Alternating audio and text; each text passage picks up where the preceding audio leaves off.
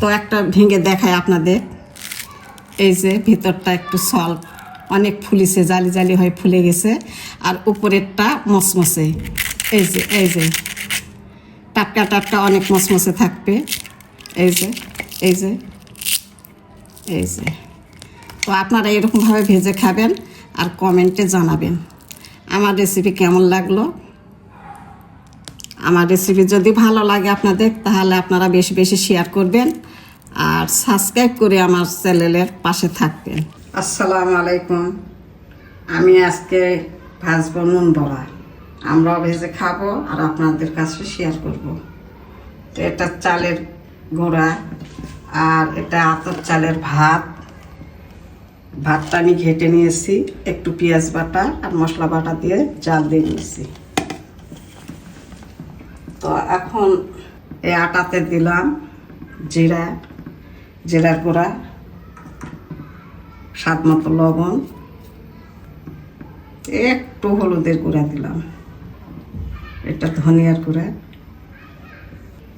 একটু বাটা মশলা, গরম মশলা বাটা। এখন এগুলো দিয়ে আমি মেখে নিব।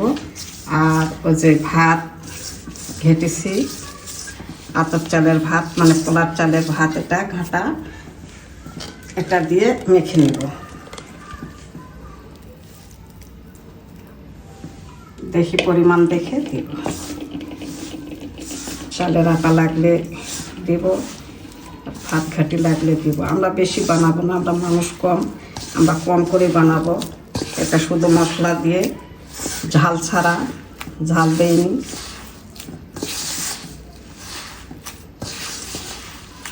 আপনারাও বানিয়ে খেতে পারবেন। আতপ চালের ভাত ছাড়া যে ভাত আমরা খাই, সেই ভাতটা বেটে নিয়েও খেতে পারবেন, বানাতে পারবেন।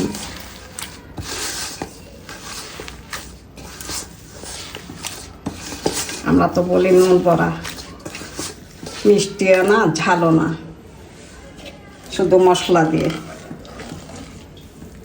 ভাতটুকু সবই দিব, বেশ ভালো করে মেখে নিব।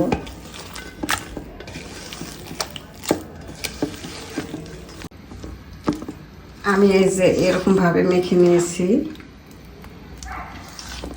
আমি পরে একটু মরিচের গুঁড়া দিয়েছিলাম।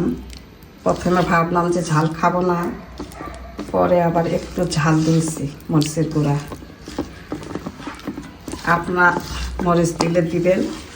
আমি এখন কড়া চড়াই দিয়েছি, তেল দিয়েছি কড়াতে। তো আমি এখন দিয়ে দেব। বিসমিল্লাহ।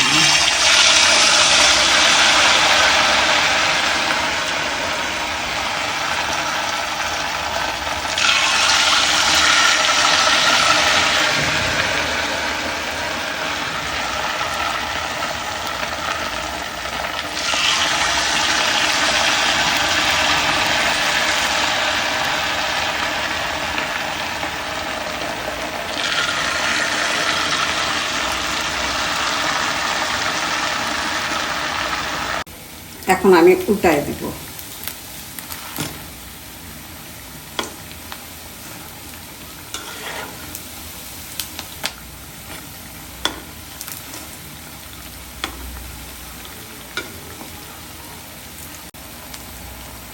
আমার এগুলো ভাজা হয়ে গেছে, আমি উঠাই নিব।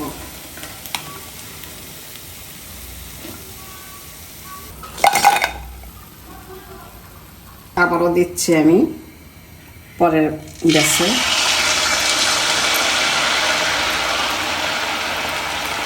একটু পরপর দিব, তাছাড়া জয়েন্ট হয়ে যাবে, জোড়া লেগে যাবে।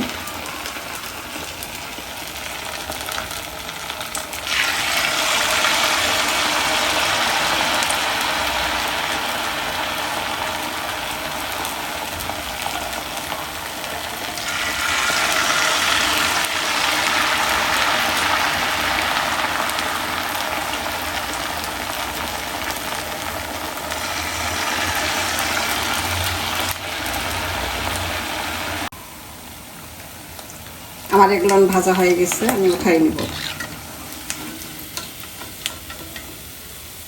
আর যেগুলো আছে আমি পরে ভেজে নিব।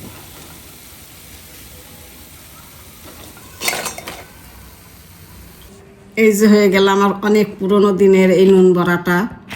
আমার মা ওরা যদি মিষ্টি বড়া ভাজতো, তারপরে এই নুন বড়া এরকমভাবে ভাজতো, যে মিষ্টি খাওয়ার পর একটু কেমন লাগে, তখন একটু ঝাল লবণের বড়াটা খেলে ভালো লাগে। তো আপনারা এরকমভাবে ভেজে খাবেন আর কমেন্টে জানাবেন। এই যে দেখুন কত সুন্দর মচমচের সাউন্ডটি, উপরটা মচমচ, ভেতরটা সফট। এই যে